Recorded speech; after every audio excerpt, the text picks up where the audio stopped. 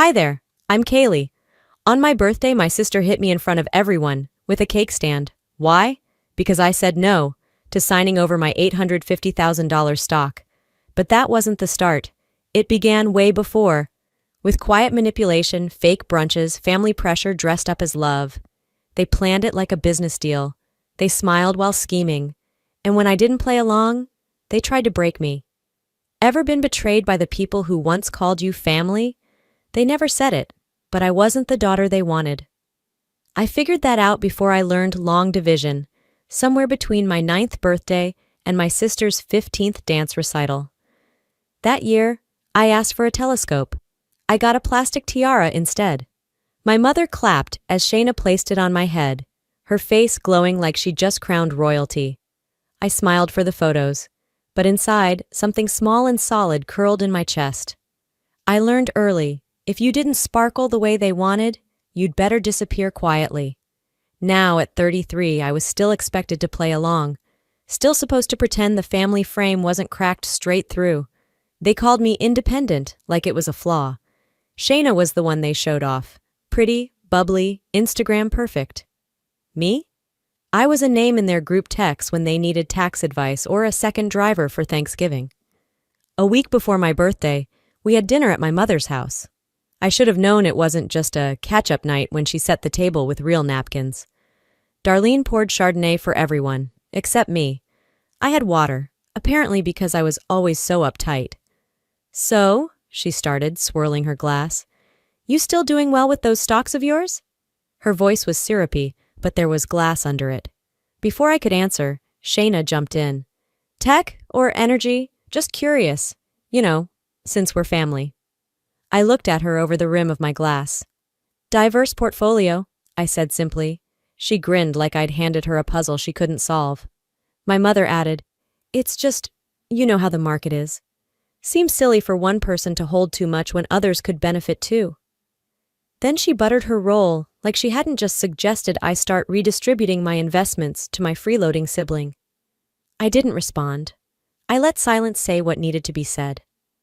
But inside, I took note, not just of the words, of the way they looked at each other before speaking, like they'd rehearsed this, like this dinner was a soft opening to something worse.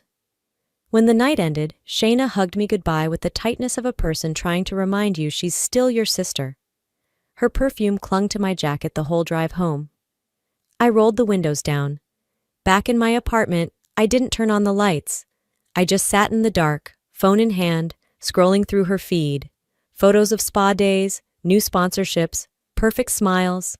The caption on her latest, "Family is everything." Meanwhile, Mom hadn't even asked how my quarter ended at work.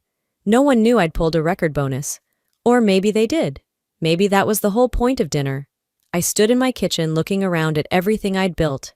No one handed me this life. I worked through nights, saved every raise, paid for my own education, and still sent birthday checks to the same mother who once told me I should smile more like Shayna. I poured myself tea. No wine. I needed a clear head now. Something told me they weren't done. The water in my mug had gone cold. I was still standing in the kitchen, staring at nothing in particular, when I decided to check my portfolio. Something I did every Sunday night, part of my routine. My brokerage dashboard loaded like it always did, familiar and clean. Then came a pop-up that stopped me cold. Unrecognized login attempt. Location? Unknown device. Time? 10:13 p.m. I stared at it. The timestamp was just 3 hours after dinner with my mother and Shayna. My fingers moved slowly, refreshing the page, checking device logs. There it was again. Same time, same failed attempt, same eerie message. Attempted access denied. I hadn't logged in from any new device. No one else had access. Not legally. I shut the laptop lid and leaned back, pulse steady but sharp. I'd known they were circling. I just didn't think they'd be this sloppy. Or maybe they assumed I wouldn't notice, or worse, wouldn't care. I didn't sleep much that night. I reset passwords, enabled two-factor authentication on every platform I owned. I even locked down old email addresses, the ones I barely used anymore. Then I encrypted all my work files, just in case. By the time the sun rose, I'd secured everything but my peace of mind. That morning, I was sipping reheated coffee and scrolling through emails when one stood out. No subject line, no name, just a Gmail address I didn't recognize. I almost deleted it until I read the first line. You should know what your mom and sister are planning. There was an audio file attached. I clicked play. The static lasted 2 seconds before Darlene's voice broke through, low and conspiratorial. If she signs after the second glass of wine, it'll be hers in minutes. She won't even think to question it. Shayna's voice followed, casual, amused. And if she asks, we just tell her she was being generous. You know how she gets when she's grateful. I didn't drop the phone. I placed it down carefully like it might explode. They weren't guessing. They weren't hoping. They were planning, scheming, like I was an account, not a person, a walking, breathing jackpot. I stood still for what felt like an hour. The betrayal didn't come as a punch. It came as a cut, slow, surgical, deliberate. By noon, I had every device recording. I installed keyloggers, synced my cameras to private cloud backups, even upgraded the locks on my condo. I took screenshots, transcribed the audio, backed up everything twice. They wanted to play silent war? I'd fight in silence too, but on my terms.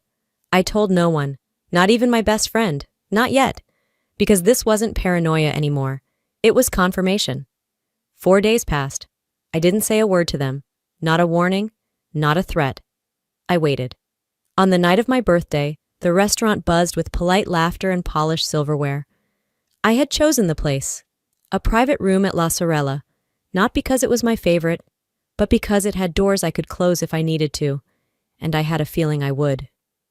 Just before the toast, Calvin found me by the hallway leading to the kitchen. His eyes darted nervously between me and the door. I heard them, he whispered. In the car, last week. Your mom said something about getting you to sign after the second glass. Said it'd all be over in minutes. I stared at him. No shock, just silence. He flinched under it. You believe me? He asked. I already knew, I replied, then walked back to my seat. Dinner moved forward like a play everyone had rehearsed. Darlene laughed too loudly. Shayna complimented the wine she didn't pay for. I let them act, let them believe they still held the script, and then came the moment. Darlene clinked her glass. The room grew quiet, save for the soft hum of ambient jazz. She rose with her usual stage smile. What greater gift is there than family, especially when one of us has been abundantly blessed? Murmurs, soft nods. I didn't move. Shayna leaned across the table, envelope in hand. Just something symbolic, she said, placing it in front of me. It's nothing binding, just an affirmation of trust. I didn't touch it. I looked at her, then at our mother. Then I slid the envelope across the table, face down. I came for dinner, not a transaction. The silence was thick. Someone shifted in their chair. A fork clinked to the floor. Darlene's smile didn't disappear. It froze. Cracked. But she recovered fast, as she always did. Of course, honey, no pressure, we just thought… No, I said, calm but final. You didn't think. You planned. They didn't argue. They didn't apologize. They just moved on, smiling, toasting, laughing again like nothing happened. But I saw Calvin's face. He didn't raise his glass. I sat through dessert like a stranger at my own table, watching, recording every word, every twitch, every sidelong glance. If they were bold enough to try this in public, I had no doubt they'd go even further behind closed doors. And this time, I wouldn't just be ready. I'd be 3 steps ahead. That night, I barely slept, but when I did, it wasn't rest. It was calculation. By sunrise, I was at my kitchen table with a notepad, listing every moment from the dinner. Who spoke, who didn't, what time that envelope hit the table. This wasn't paranoia anymore. It was pattern recognition. My phone buzzed. Calvin. I don't know what to say. That wasn't okay. Me. Thanks. I warned them. This is on them now. I meant every word. By mid-morning, I called Darlene. She picked up after 2 rings, her tone sweet, like she didn't spend the past week treating me like a target. Morning, sweetheart. I'll keep this short, I said. If you bring this up again, stocks, signatures, anything, I'll consider it harassment, public or private. There was a pause. You're being dramatic, she replied, that condescending tone curling under her breath. We're family, Kaylee. Then act like it. I ended the call and saved the timestamp. Later that afternoon, I met up with Quinn, an old college friend who worked in a paralegal office. We sat in a coffee shop, quiet and off-grid. I showed her the messages, the login logs, even the transcribed voice memo. She didn't blink. You need documentation. Keep backing up everything. If they try again, you'll be covered, legally and morally. I'm not planning revenge, I said. I know, she nodded, but they don't. That night, I made a folder on my cloud drive. Case_backup_1. I added subfolders. I built a timeline. And then I wrote a short summary at the top of a document. What they tried to take from me wasn't just money. It was control. I leaned back in my chair.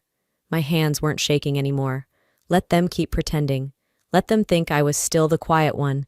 They had no idea what quiet could really do. 2 days after the dinner debacle, I walked into Shayna's condo already knowing it was a trap. Everything was staged. Croissants in woven baskets, overpriced juice in glass carafes, candles flickering like we were at a spa, not a battlefield. Shayna greeted me with an over-practiced hug.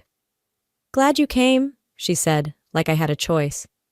Darlene was already seated, her posture stiff, hands folded neatly on her lap like she was preparing to give a sermon. Calvin lingered in the background, quieter than usual. 15 minutes into brunch, the mask slipped. You embarrassed your sister in front of people who matter, Darlene began, calmly like she was reading from a parenting manual. You owe it to her, to this family, to make it right. Shayna slid the envelope across the table again like it was nothing. It's just legal housekeeping. Sign it, and we can all move forward. I didn't touch it. Any further pressure, I said, and I'll treat this as an attempt to defraud. Try me. They blinked. Darlene's lips parted, but I didn't give her time. You act like my success is an accident, like I'm a glitch in your perfect picture. I worked for everything I have. I earned it. Darlene's voice turned sharp. You think that stock makes you better than us? No, I replied. But what I sacrificed for it, that's what makes me different. The room fell silent. Then Calvin stood up. This isn't brunch. It's bait, he said flatly. You didn't invite her to reconcile. You wanted her signature. Darlene's head snapped toward him. Shayna's jaw dropped. I reached for my coat. You can keep the food, I said. I'm done feeding this cycle. I left without looking back. Back at my place, I didn't unpack. I documented everything. What was said, who was there, what time it happened. Then I emailed Jerome, the attorney Quinn recommended. Subject line, requesting consultation. I added every file I'd collected, screenshots, recordings, login reports. I included a transcript of brunch. They turned this into a campaign. Fine, I'd turn it into a case. 2 days later, I stood at the edge of a banquet hall I never agreed to fund. My name was printed on the program. Platinum sponsor, right beneath the charity's title. I hadn't donated a dime. The walls were wrapped in white fabric, the kind meant to hide flaws, and each table was topped with centerpieces more expensive than honest conversation in my family. Darlene stood near the podium. Shayna was already mingling, beaming in red silk, her voice sharp with charm.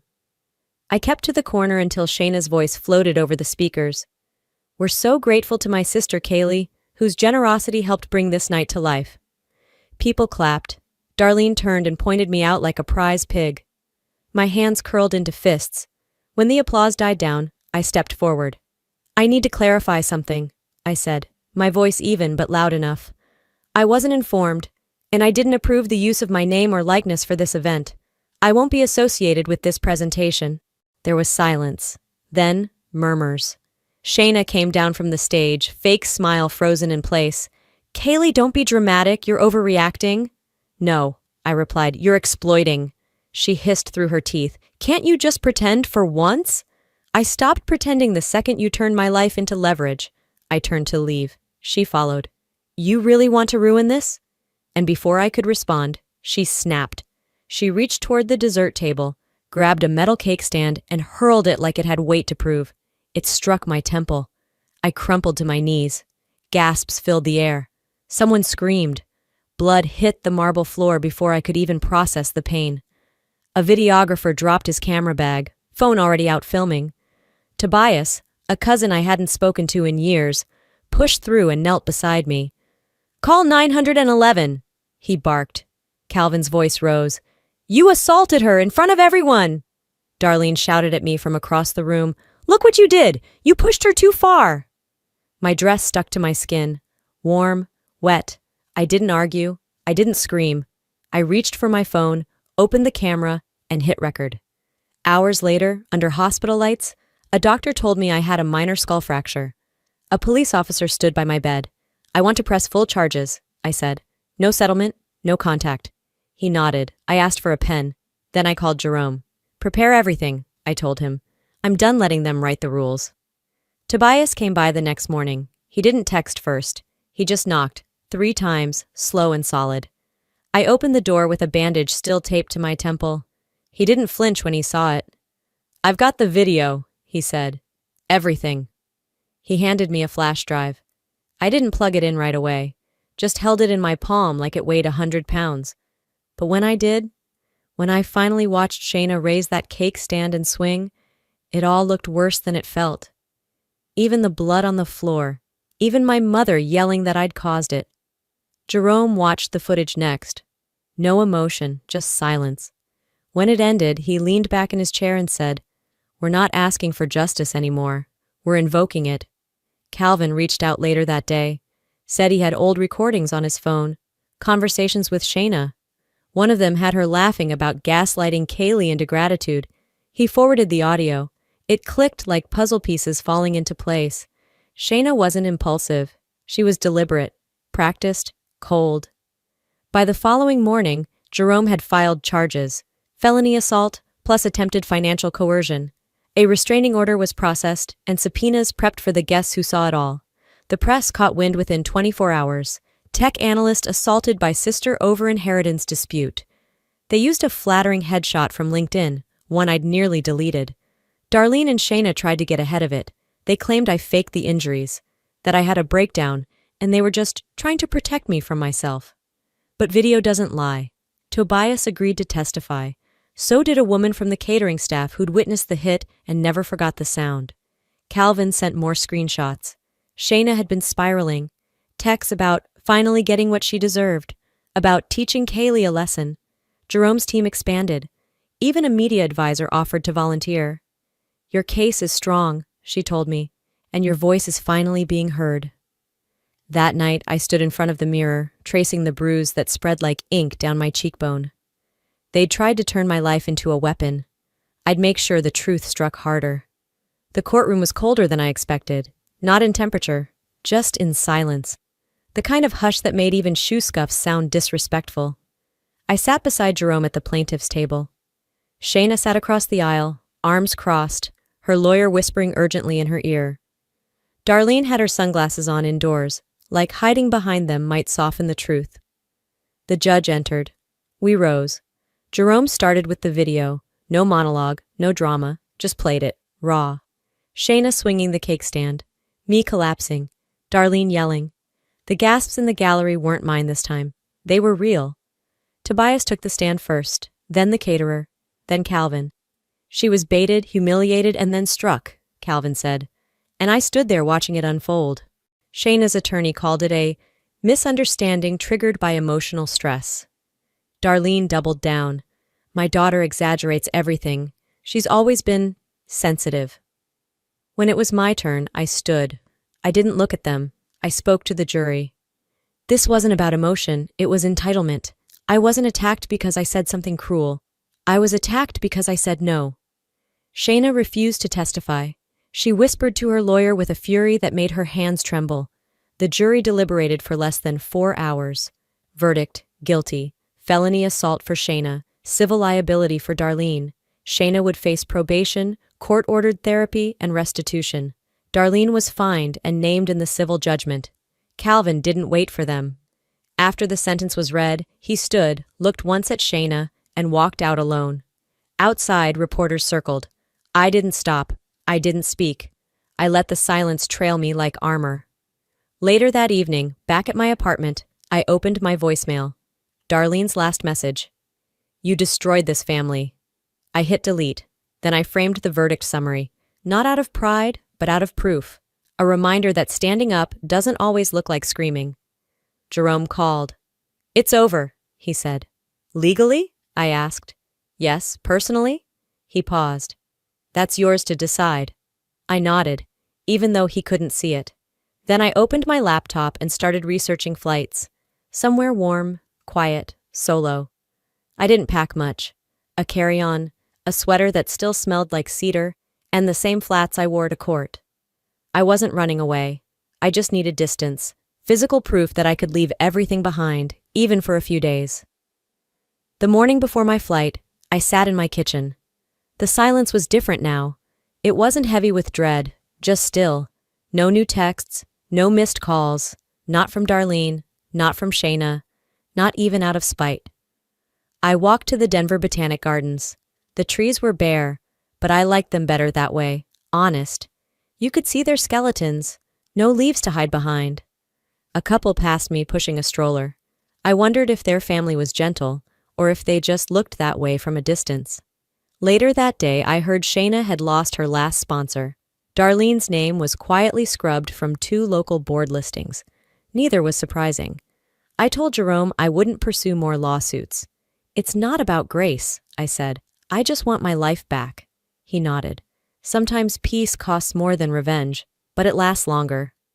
I left for the airport before dawn the next day. TSA was quiet. No one recognized me, thank God.